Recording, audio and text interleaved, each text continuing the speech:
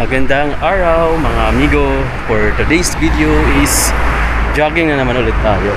Ngayon, nandito tayo sa highway.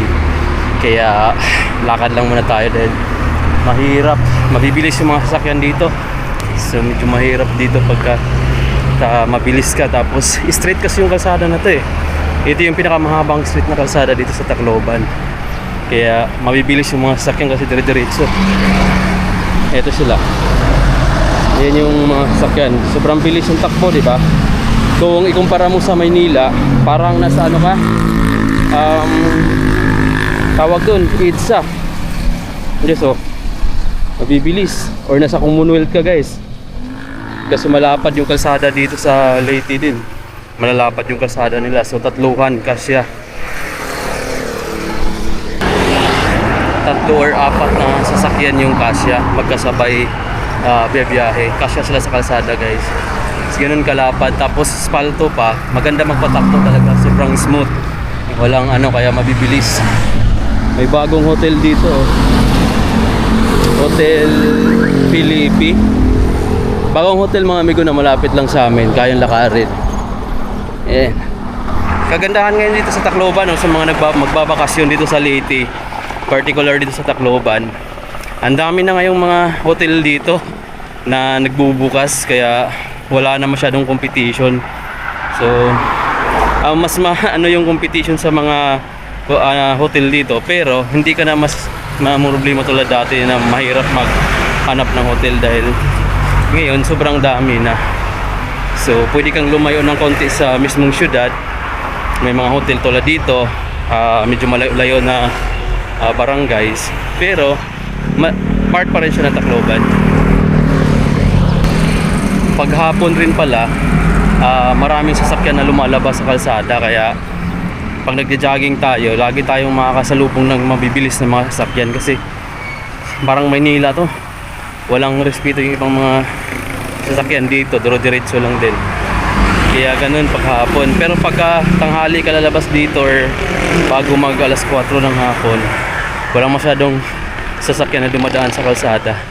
Kahit dito sa napakabising highway na to, wala masyado. Medyo nagdadalawang isip akong mag-jogging ngayon mga amigo, kasi parang paulan, masama na naman yung panahon. Pero tingin ko parang hindi naman ganun ka sure na uulan. Meron ang earthing sa taas natin, no? Kita nyo ba? Ayun na siya, oh. Malayo na. Mababa lang yung lipad niya. Maitim yung langit, pero parang hindi naman siya uulan kasi may parte naman na medyo maliwanag. Tapos parang may kunting araw. Tapos hindi mahangin. So sana lang hindi hanggang alas 6 or alas 7 ng hapon or gabi mamaya. Pati mga aso mga amigo nagja-jogging din, oh. Ayan. Toba, tapos ito parang askal, tapos parang may lahi yung dalawa ko na kulay brown. So ganito yung park ngayon. Malamig, tapos ano siya, parang malungkot na kasi parang paulan. Pero sana hindi siya uulan kasi mag-i-start pa lang tayo. Ayan yung likod natin. Tapos sobrang maganda yung lugar dahil malawak yung pag-iisip mo dito. Parang sobrang luwag, di tulad sa bahay or sa ibang lugar na talagang siksikan. Dito parang ang ganda mag-jogging talaga. The best spot to para mag-jogging dahil sobrang wide yung paningin mo, kita mo lahat, tapos may mga puno pa. Ano pa lang ngayon, dapat alas 4 ako mag-start eh, pero inaabot ako ng alas 5 or 4:45 ako kanina. Naglakad mula sa bahay papunta rito dahil matagal nag-out yung anak ko. Naglinis pa sila sa classroom. Meron pang araw, sunset. So parang hindi talaga siya uulan.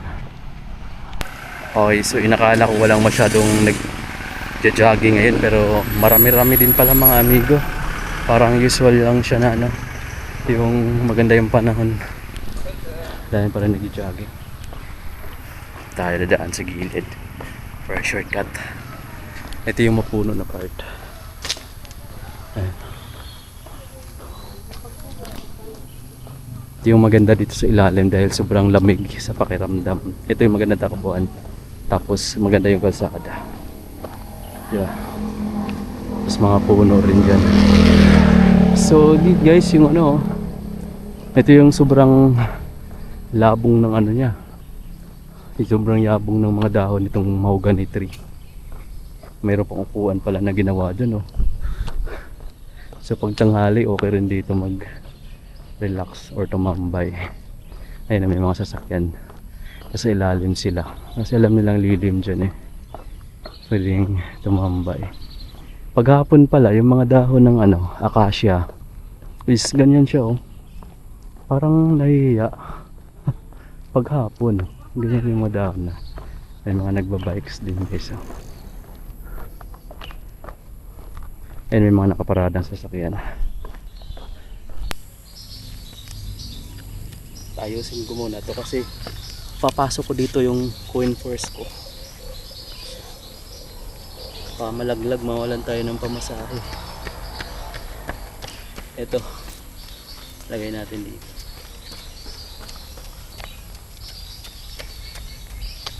Dito yung pera natin pamasahe. So, kailangan ng safety purse. O, diba? Tapos lagay natin sa likod para safety. Ganun.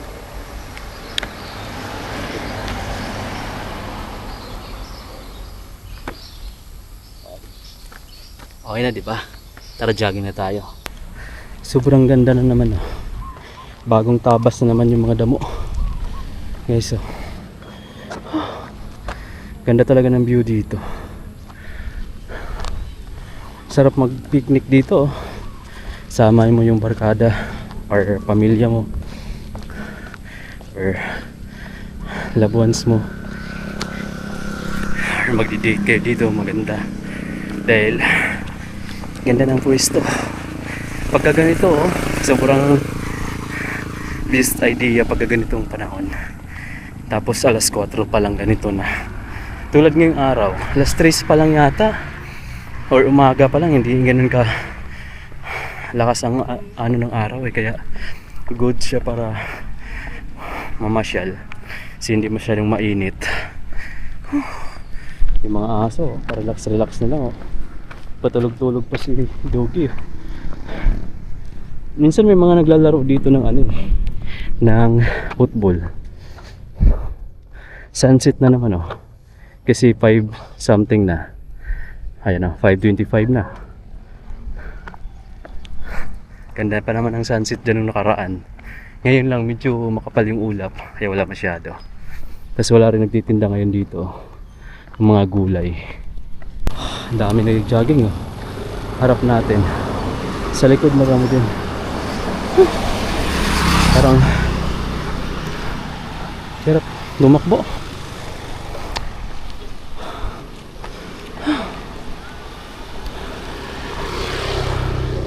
Ito yung likod. Marami din nag-jogging.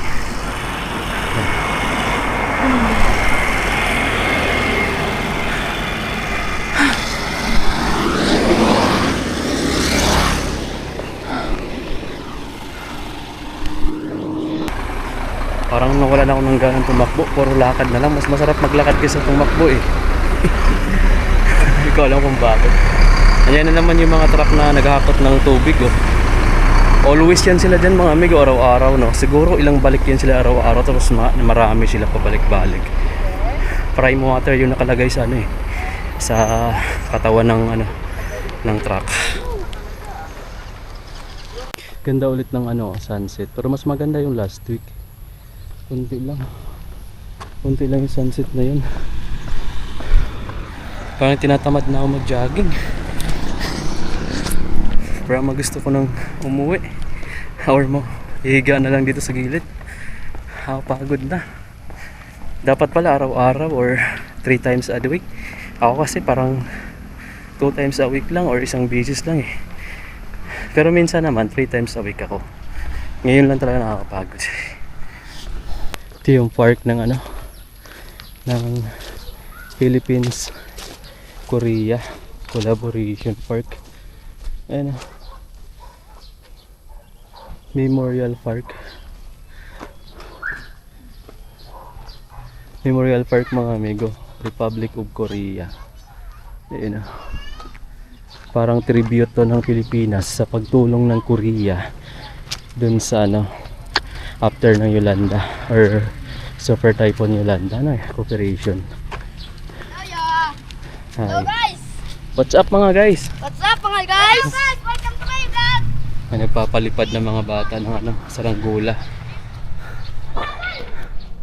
Meron pang isa nakapatong sa taas, oh. Shout out! Ganda ng ano, design. May mga naglalaro. May court din dito guys, kaya maganda rin sa park na to. Kung gusto mo maglaro ng basketball. Ayan, may court. Halos kompleto dito kasi malapit siya sa mga government offices. Kaya tinayuan ng ganito. Malapit din siya sa parang kampo yata ng ano, ng military itong nandito. Kaya nilalagyan ng ganito para may libangan yung mga nandito.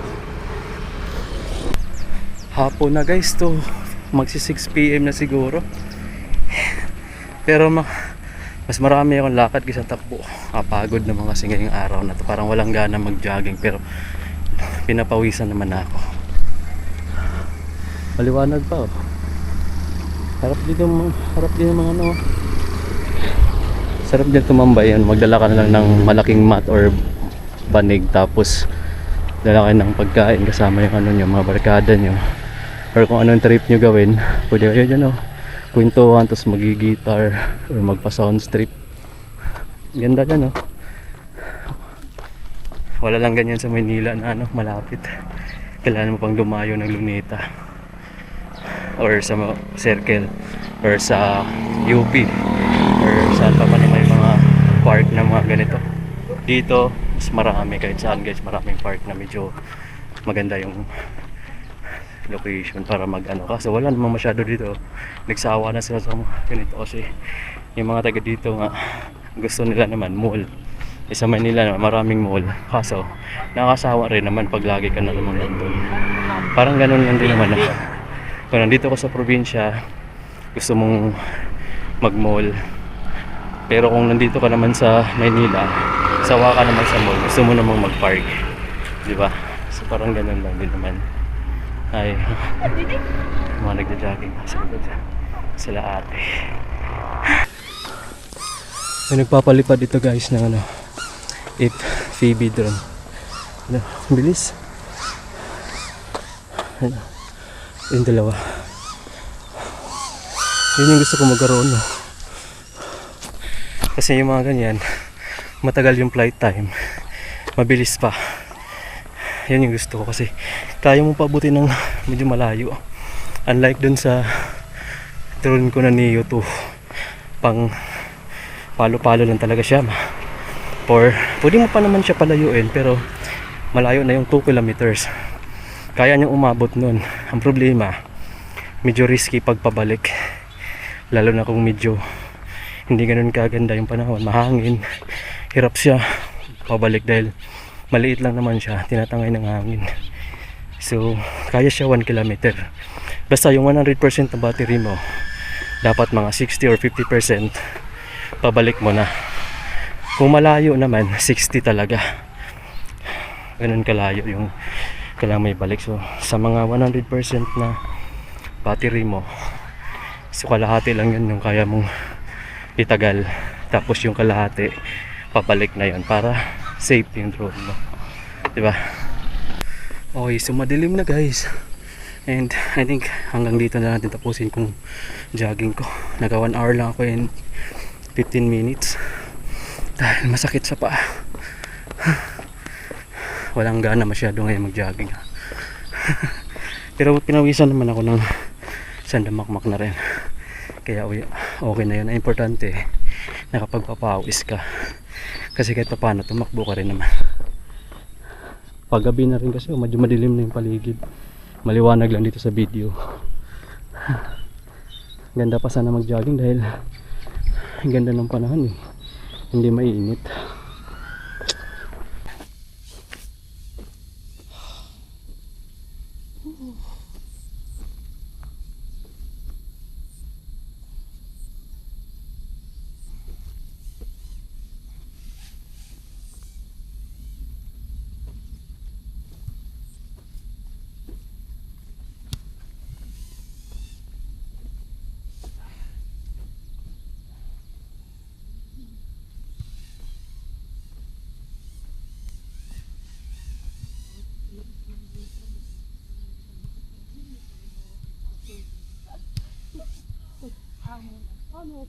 Sa pangarap ko, dapat ko makakasita ng tulad.